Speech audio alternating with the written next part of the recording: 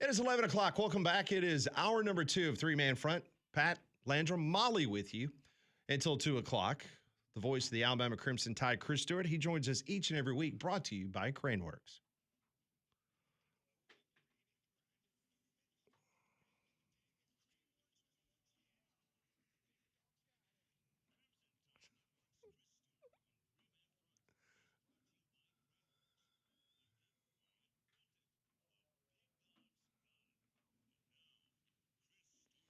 Chris joins us on the Higginbotham hotline. Chris, I want to get started because I want you to let me know if Conrad Van Order at the Halloween party the other night, I wanted to make sure that he was behaving, that he was not doing something that would make our show look bad, because I know that you were there. Oh, did we lose him? Okay. I had a great question. We can set it up again. Okay. But there's something to do with the Halloween party. Yeah, that Conrad and Chris were at the same Halloween party. Right. I don't know what happened to your invite or my invite. Yeah, I hadn't even really thought about that until you just mentioned it. No, I thought about it all weekend. Was Conrad and Paige hosting? Were they hosting or were they attending I don't like a know. mutual friend? Because if it was at their house, then yeah. You're irritated. I don't know if I could have gone. Probably couldn't have gone, but at least invite me. Was it Friday night? Well, then I certainly couldn't have gone. No, it's okay. I thought it was over the weekend. All right, now we got the right Chris. Hey, Chris. Chris, I had a great setup.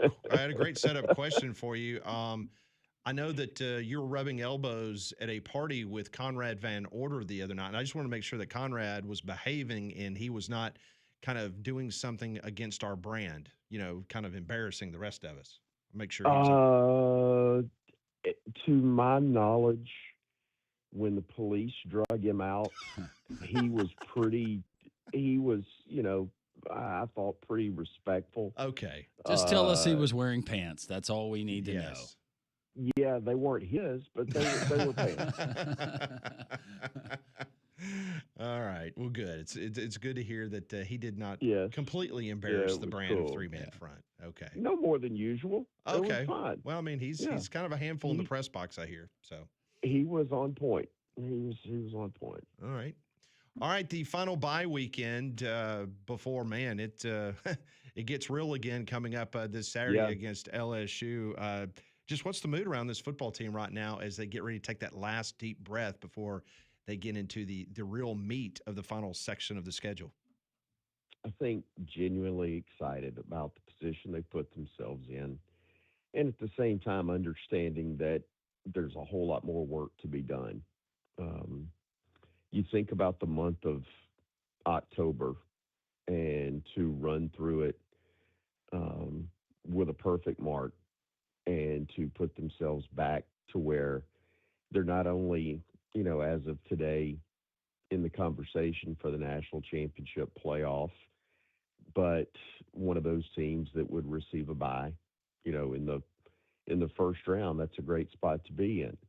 Problem is, you got 4 games left in the regular season. You handle those right, you'll have an SEC championship game to take part in before you get to a playoff. So, work to be done, but I think extremely excited about the work they've done to put themselves in this spot, and more than excited and ready to go and take on LSU and then worry about what's next when it gets here.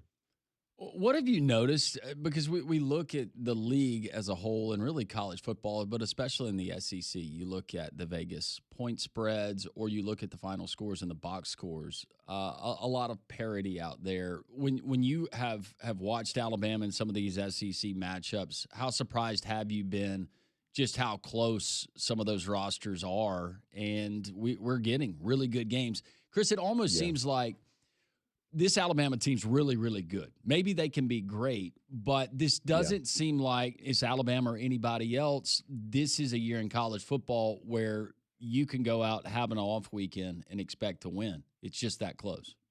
No, you're right. And so much of it does have to go with depth.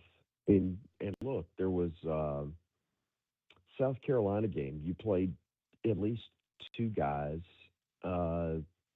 that would not only be playing but might be starting for Alabama if they'd stayed, but they opted to go somewhere else. Um, and those are key pieces to the puzzle, and guys that definitely would have helped make you better in the past. You know, look, let's face it. In the past, if you lost your starting nose guard at Alabama and your starting running back, it would have impacted you, but not at the level it did in that game against Florida State. And there was more to it than just those guys being absent. But when you think about what Jam Miller and Tim Keenan mean, not only as players, but as captains as well, they were.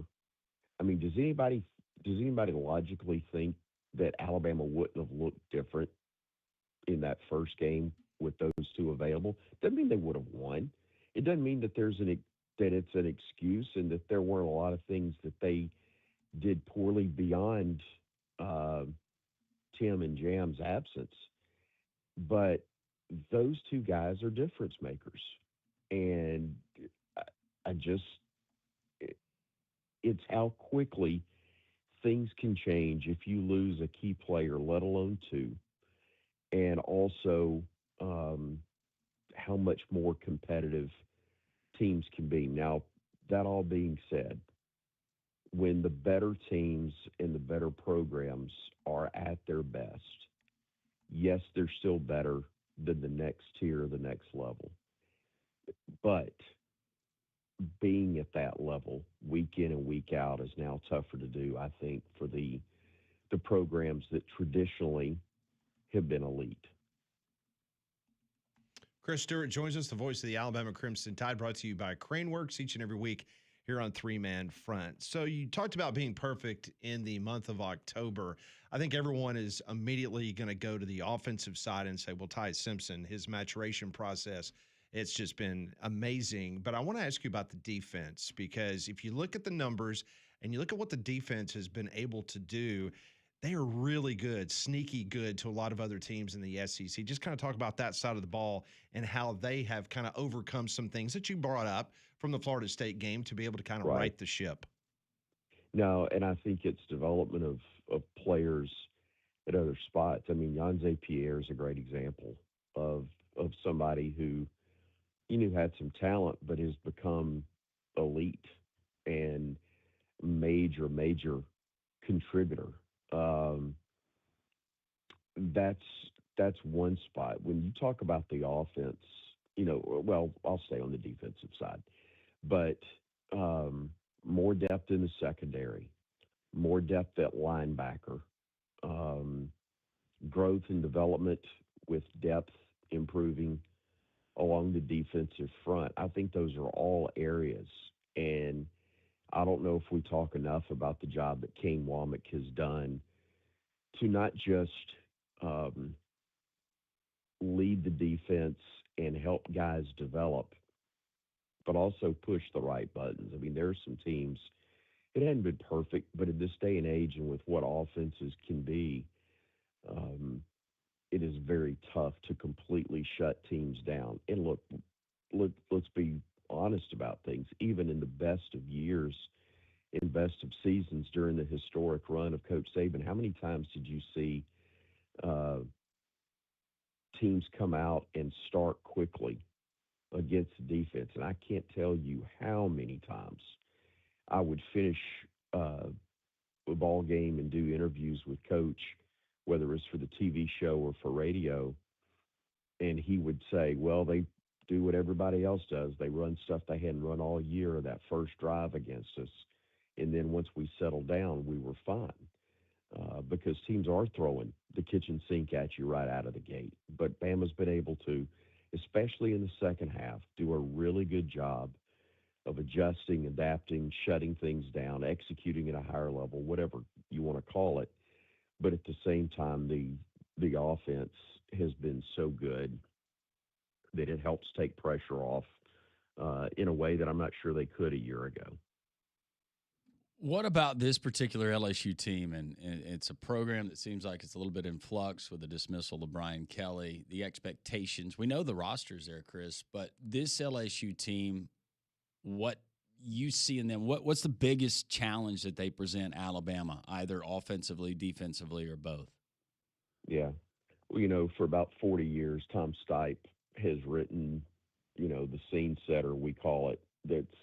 It's kind of a produced piece that kind of starts the game broadcast, not necessarily the pregame, but the piece that transitions into the start of the game broadcast. And he's been amazing at writing that for years. And this week he wrote, about a wounded tiger.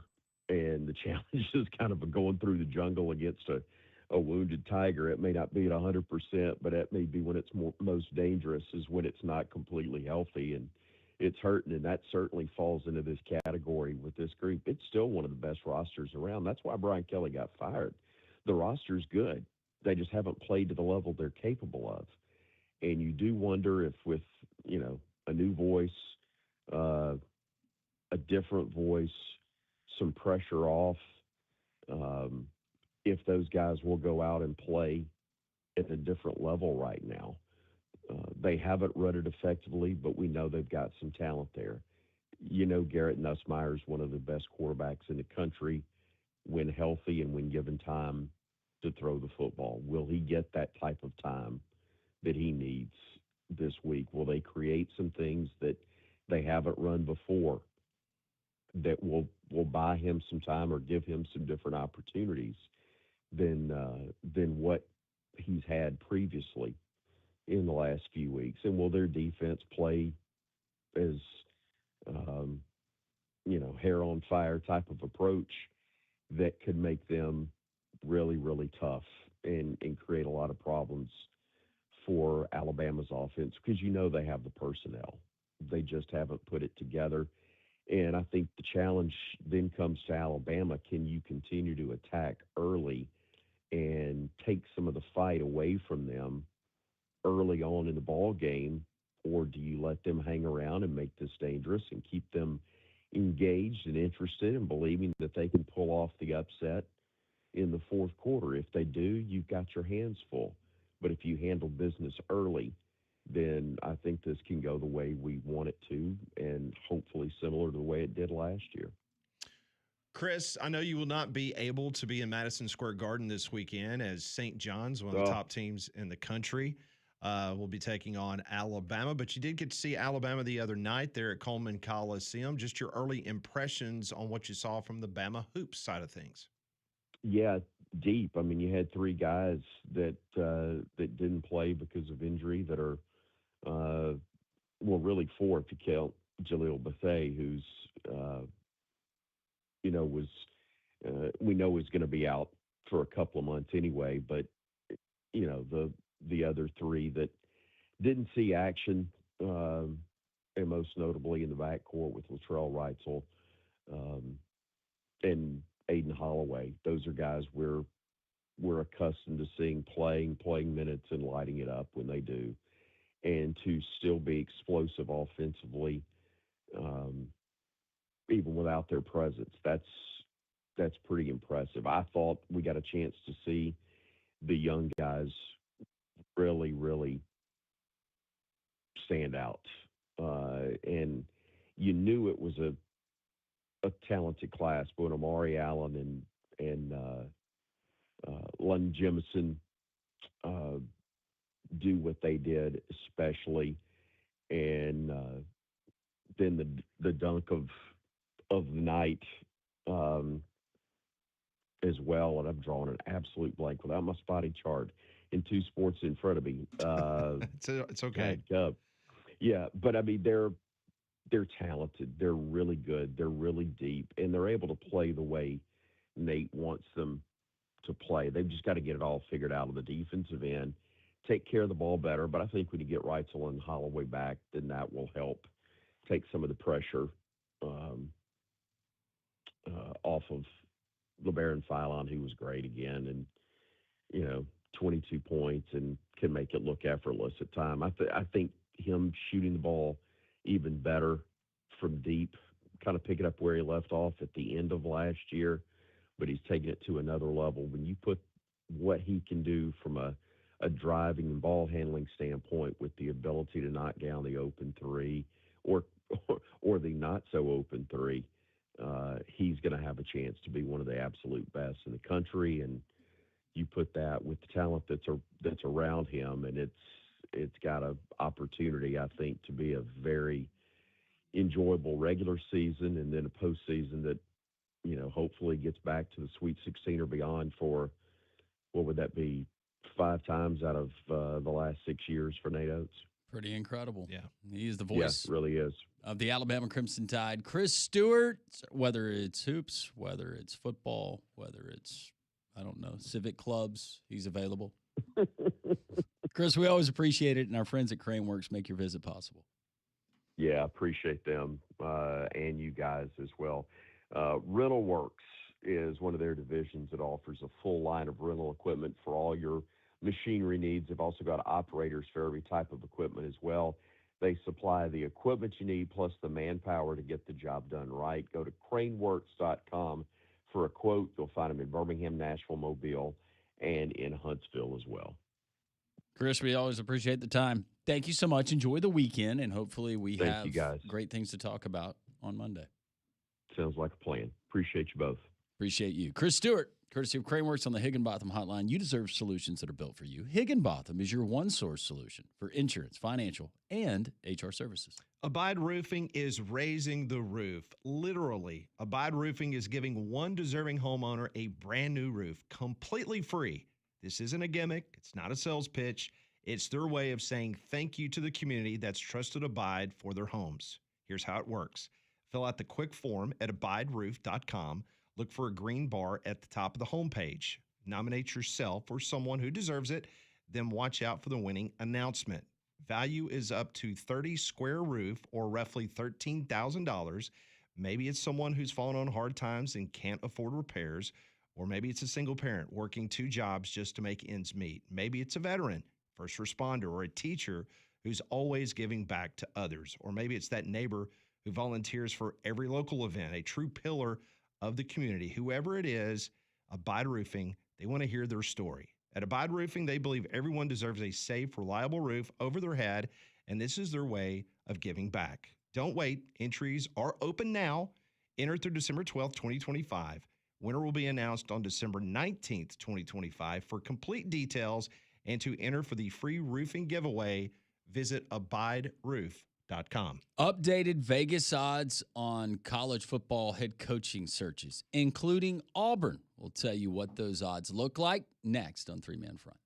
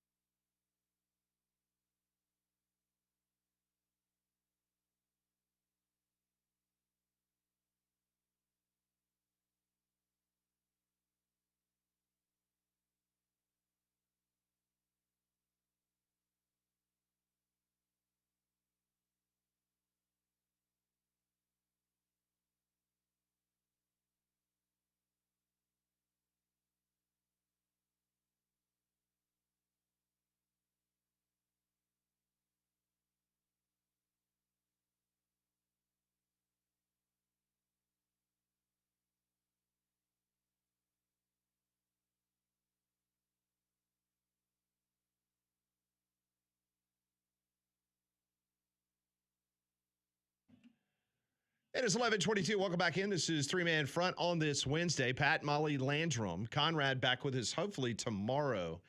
He is a little bit under the weather today, so hopefully Conrad is on the road to recovery. Vegas has updated their odds on head coaching searches. They're changing daily. And for Florida, for instance, Eli Drinkwitz, the leading candidate according to betonline.ag for the Gators vacancy.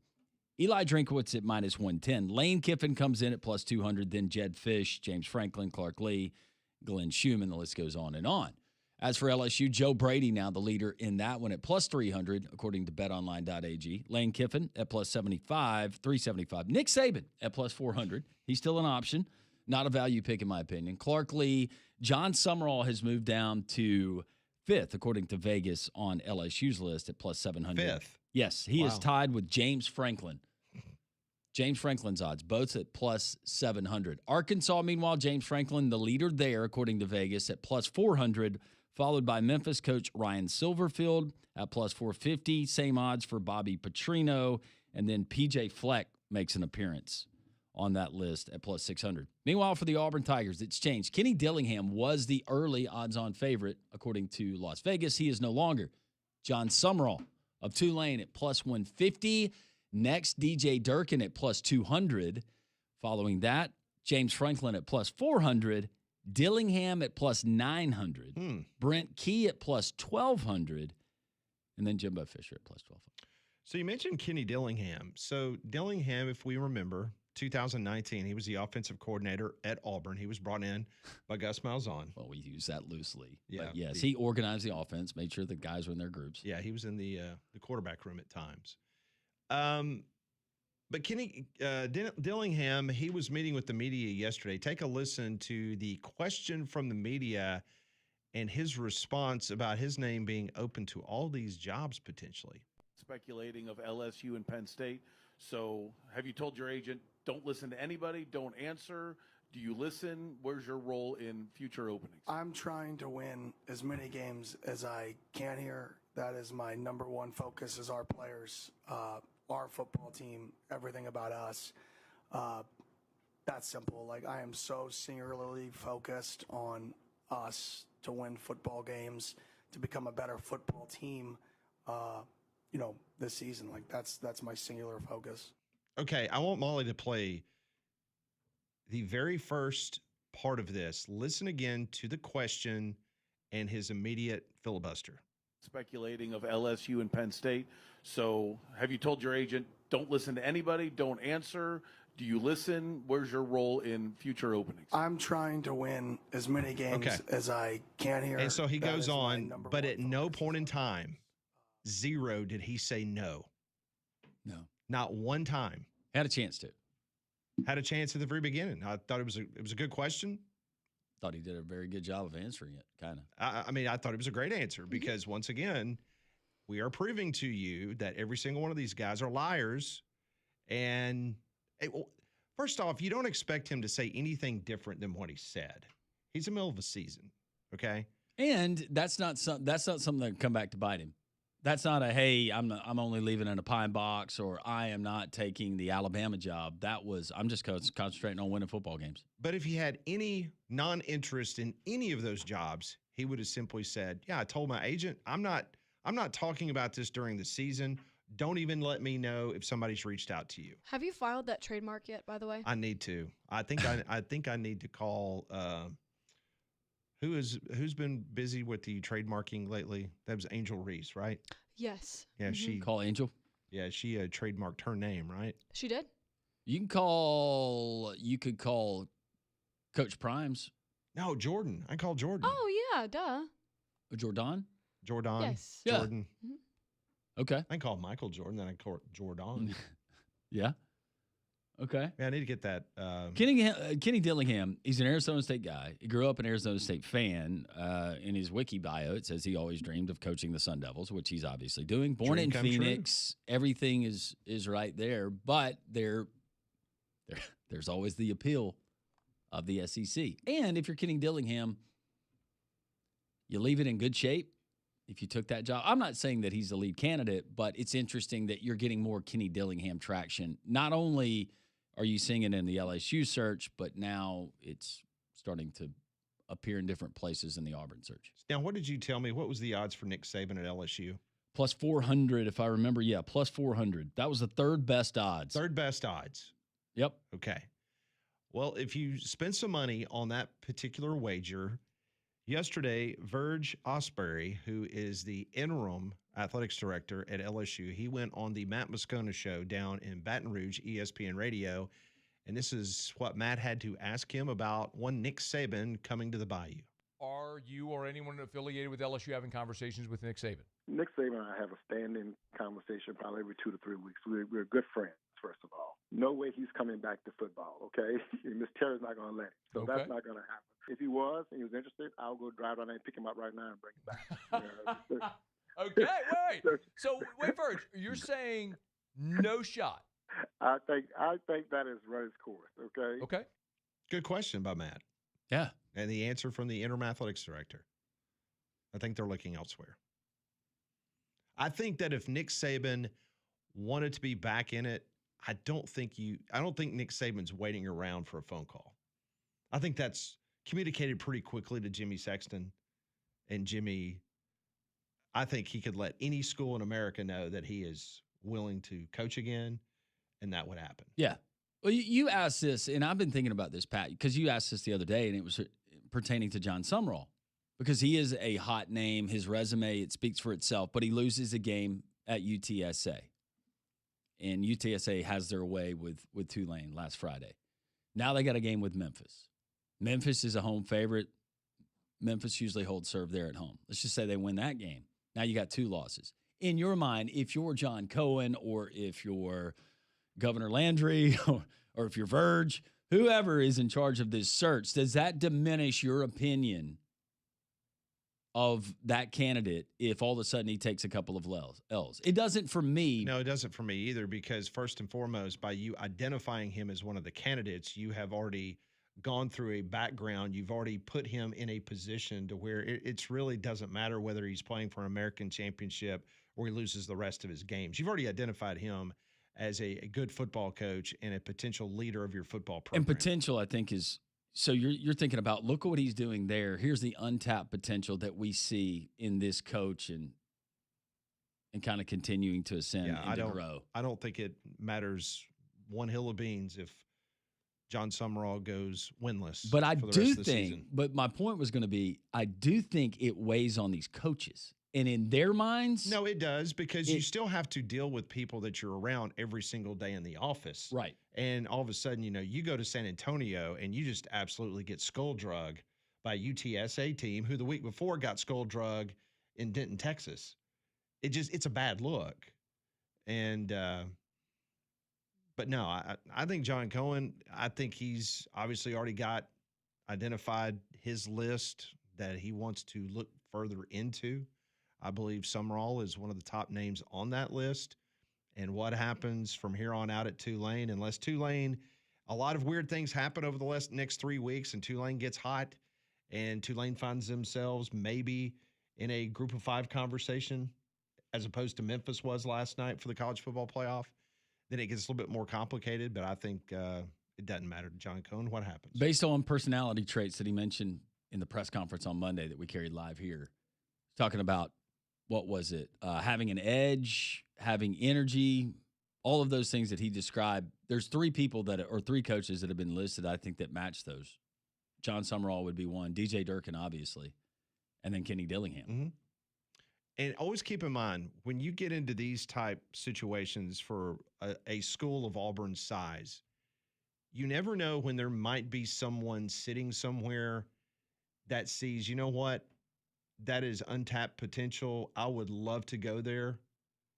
And it's someone that's not even on anybody's radar screen right now. I'm talking about somebody that might shock you.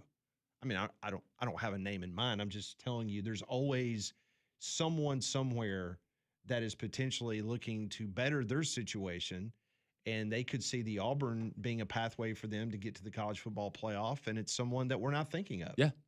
Just like Florida. I maintain, and this is just my opinion, this is not based on anything someone has told me in the industry. This is just me. We're going to play you some audio when we come back from Dabo Swinney. This thing is turning into an absolute you-know-what show in Clemson. If I'm Florida, if I'm Steve Spurrier, because they coached against each other for a while, I'm making a phone call to Dabo and say, hey, we're going to give you a lifeline. Come to Gainesville. You're in the SEC. Come on down. We'll give you whatever you need. And that gives Dabo an easy parachute out of Clemson because this thing's going to get worse before it gets better. It's trending to end very badly. And again, that's just me being a coaching consultant. This is not me based on any information that anyone has told me in the industry. Well, it feels like he's on his last stand because by people that I've talked to who would absolutely know he is going to be forced to gut the entire building. Yeah. And that's going to be rough for someone that has been extremely loyal. His relationships that he has with those guys? For a long time. Guys he recruited that are serving for him on the staff? Yep. Next hour, we'll talk to Trey Wallace from Outkick at 1 o'clock. Coach Acuff from Samford University, big announcement this morning that they will play UAB basketball in a 3-year series beginning next year. We'll talk to Coach Acuff about that and his basketball team. All that straight ahead on 3-Man Front.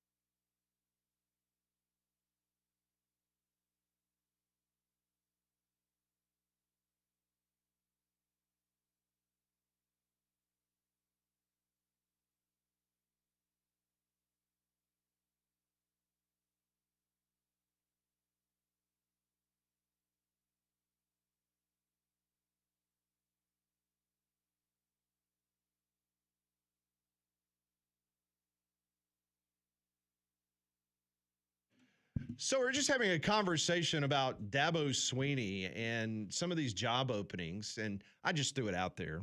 Once again, no information that would back this up. It's just me kind of spitballing. But we've all seen what has happened at Clemson. Tough loss to begin the year against LSU. It has not gone well. Matter of fact, I don't think they have won a Power 4 game at home in a long time, like a year plus. Now think about that. It's Clemson not beating a Power 4 opponent at Clemson in over a year. It's crazy to think that. He got fined $10,000 over the weekend because of some officiating. He went crazy after the game and took offense to that the wide receiver that his defensive back was called for pass interference. So yesterday, just when you thought, okay, we're going to move on to the next chapter of Clemson football for this year, Dabo Swinney just would not let it go about the officiating. I'm not criticizing. I can't tell you. I ain't going to tell you the game. I'm not going to say the game. But we're only allowed to turn in, there's a system of accountability, but y'all don't know anything about it. It's behind a curtain. How dare we have accountability? In the meantime, we got gambling issues going on, people being suspended, all that kind of stuff, right? Yep. I mean, refs are people too. It ain't just coaches and players, and if they're a part of the game, then by God, they ought to be a part of the game. And they ought to be a part of the accountability, and they ought to be a part of the consequences, not just behind some shadowy curtain. Like, no, they ought to have to answer for it. And listen, there's judgment calls and all that, and I mean, we just have to disagree. But there's also absolute flat out misses with no consequences. And and you get a shoot. We're allowed to turn in 10 calls. All right, and so we had a game earlier this year that we lost. I had 14 I wanted to turn in, but I only turned in 10. All right. I thought 8 were wrong, but got back. Yep, missed it. 5 of the 10 were wrong. And I mean, these are game-changing calls. Obvious pass interference, not called. That takes you off the field. But we just get this will be addressed with the crew and yada, yada, yada. Okay? Yeah, but you ain't there's no public accountability.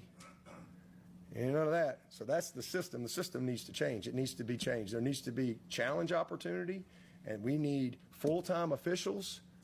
If you're going to have this type of stakes, it needs to be full-time officials. Oh, there we go. Kind of doubling down. Yep. Interesting how you get 10 calls that you get to send in. And then I guess the conference looks at them, or the director of officials from the ACC, and then I guess they respond and say, okay, out of those 10, 5 we got wrong, or 3 we got right, or whatever the case may be. But Dabo he wants more transparency, which we do as well. But now Dabo's at the point, I mean, $10,000 to Dabo, $10,000 fine, whatever. But I think he's at the point, he wants transparency. He wants it out there where people understand everything that he's dealing with. Because he's not necessarily fighting for his job, but I guess for this season. But he's certainly fighting for it for the end of next season. What would that buyout be? Do you know right offhand? It's stupid. Oh, it's up there. Way up there. I mentioned the fact that they have now lost 6 consecutive Power Conference games inside Death Valley. 6 in a row. That is the longest streak at Clemson since 1970-71. Over a span of 2 seasons. Goodness gracious. As of December 60 million? December 1st, yep. If they fire Swinney without cause, 60 million. Yeah. But that doesn't mean that he won't fire everybody else inside that building. Because it's coming. Oh, yeah. And they're well aware. Plans are already being made by members of that staff. You know who their defensive coordinator is, don't you? Is it Tom Allen? It is. Paid him a lot of money. Former Indiana head coach. He was also coordinator. He was the DC at Penn State last year, right? Yep. Penn State DC. And now, yeah, they're at Clemson. And I thought that was a really good pickup by Dabo. Offense has not been great. Darian Mensah, remember him from Tulane? Went to Duke. He threw for 361 yards and 4 touchdowns against Tom Allen's defense at Clemson. Clemson had 560 yards of offense and lost at home to Duke. That's almost as hard to do, Pat, as scoring 3 points at home against Kentucky. Here's another little fun fact about that game against Duke. Up until that game, Clemson was 134-0 when they scored 45 points. They lost 46-45. First time ever that Clemson had scored 45 points and lost. I thought it was crazy, the reported money that Darian Mensah was getting to leave Tulane to go to Duke, but he's been impressive. 361, 4 touchdowns. 21 touchdowns on the season, 2 picks. I would say worth the money. Completing 60, almost 70% of his passes. Not too shabby. Nah, he's all right. Yeah. Probably a good move for that young man. Very much so. When we come back, we will open up the text line. Courtesy GMC brings that to us every single day. 205-834-9450, 1-800-239-WJOX. If you'd like to get a call in, we're open until 12:30. We will talk to Trey Wallace from Outkick at that point in time. Coach Acuff from Sanford at 1. This is 3-Man Front on Jocks.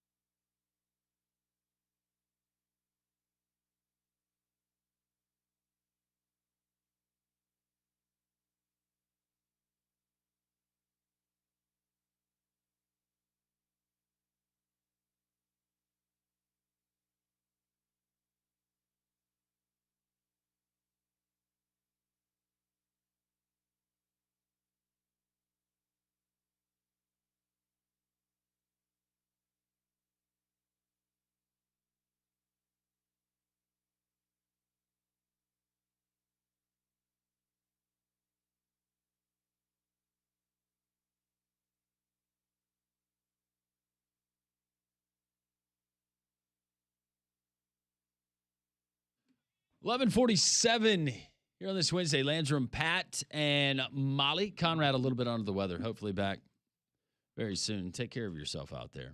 800-239-WJOX or 205-834-9450 on the text line. Coaching search news, playoff rankings unveiled the initial ones last night.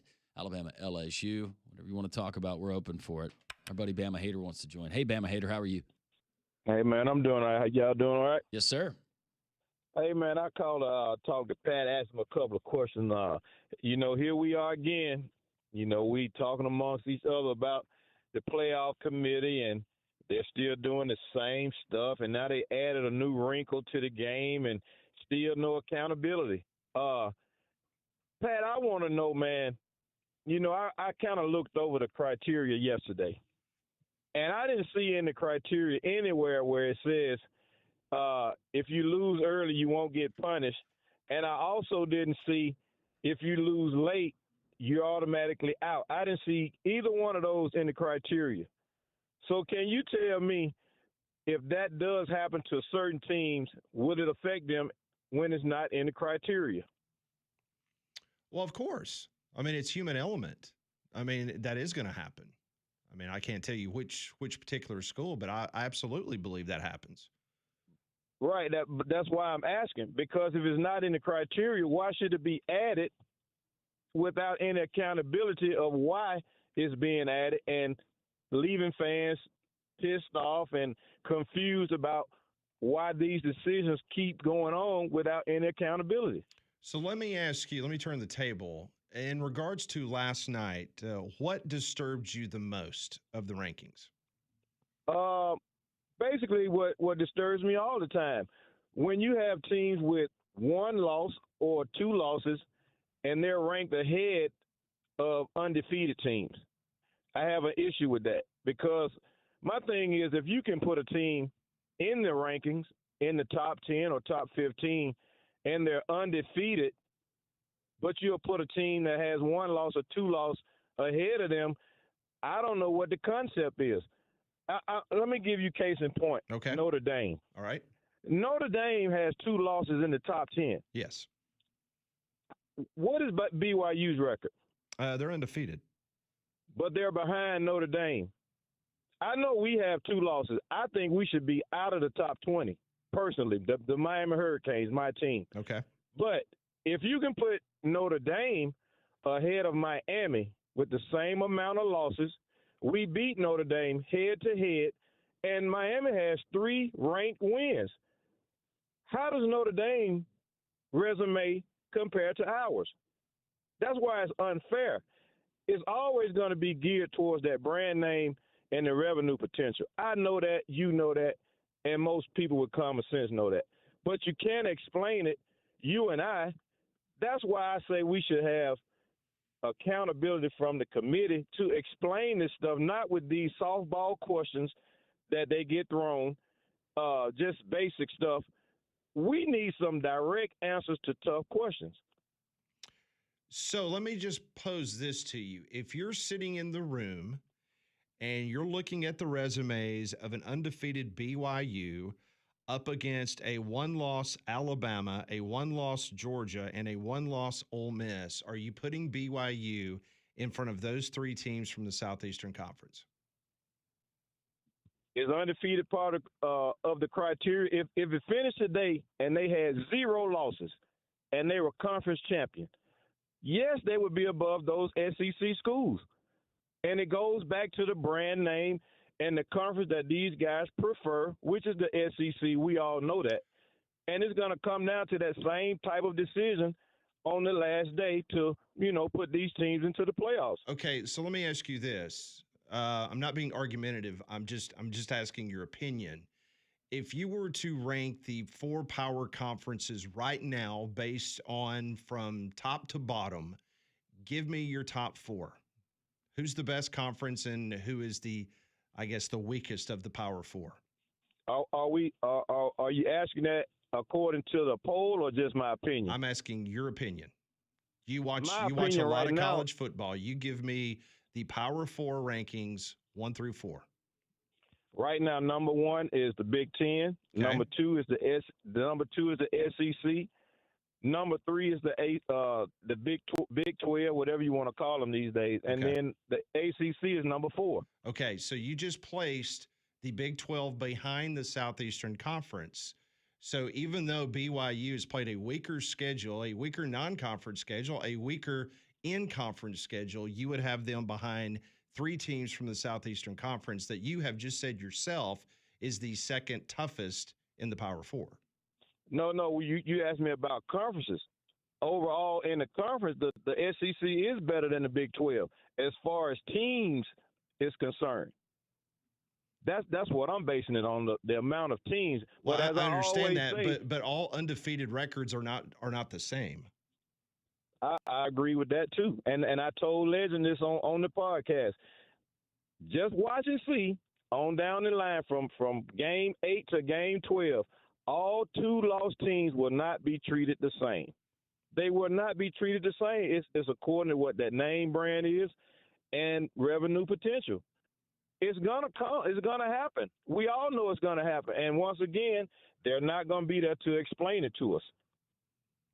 Listen, you and I are on the same page in regards to transparency. I mean, I railed on that last year. I saw it coming down the highway in regards to that stupid Zoom call I was on with these people. And, they try to make us think that it's going to be different this year. Obviously, there was not a lot of controversy last night, Bama Hater. I know that what you were saying in regards to Miami and their wins versus Notre Dame and what's happening there. So we'll have to see the body of work to see if they actually change their mind. Thank you for the call. Interesting point, Landrum, in regards to he had the SEC ranked higher than the Big 12, but you wanted to put a team like BYU ahead of a one-loss Bama, Georgia, and Ole Miss. Yeah, I understand some of the sentiments, Bama Hater. We got a lot of those same sentiments. I'm just glad that he put to rest that this is not a Miami argument. No, he said he doesn't even think that Miami should be in the top 20. And listen, he watches football, he knows football, and he pointed out that the ACC is the is the bottom of the barrel of the Power 4, and they are. I mean, as of right now, the ACC is scheduled to get one team in the college football playoff. If we added 2 teams or another 4 teams to our existing 12 team. I don't even know if they'd get more than one. Rough year for Jim Phillips. It started off so great. Well, I think that SEC proposal on the college football playoff looks pretty good to them right now. Well, yeah, but going into the season, you're thinking, all right, Miami. Yep. Yeah, Clemson. Yep. We got those. And then Florida State, they upset Alabama. Then you're playing with house money right now. We're getting 3 or 4 teams in. And then life ACC happens. Does what the ACC does. Yeah. All right. We're going to open up the phone lines, 1-800-239-WJOX, the Courtesy GMC text line 205-834-9450.